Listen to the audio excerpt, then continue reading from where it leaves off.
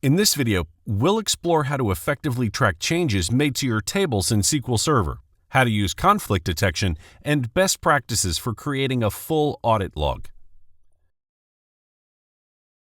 SQL Spreads can track the creation and modification of rows by inserting a timestamp of when the changes were made and the Windows login name of the user who made the changes.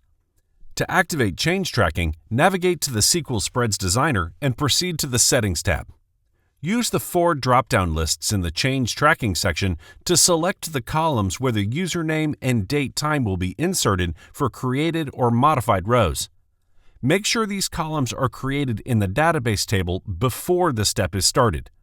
Now, if we update an existing row or insert a new one and save the changes, we can immediately see that the change tracking columns have been updated. Set up full auditing for table changes. To create an audit log of all changes in a table, we recommend using the temporal table or system versioning feature built into SQL Server.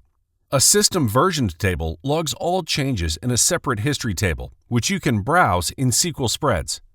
We will not delve into the details of how to enable systems versioning for a table, but you can find a link in the video description that explains how to do so. If multiple users are working on the same table rows in SQL Server simultaneously, SQL Spreads conflict detection feature can alert you if the same row is being altered by several users. To enable conflict detection, activate change tracking for row modifications.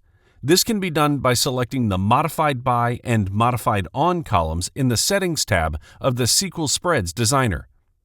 When conflict detection is enabled, the green shield below the change tracking columns will be marked. Now, a warning message will appear if a user tries to alter a record that has recently been altered by another user. The user can then decide if they would like to overwrite that data or not. In this video, we discussed the use of change tracking and conflict detection in SQL Spreads. We also covered how to create a complete audit log of data changes in SQL Server.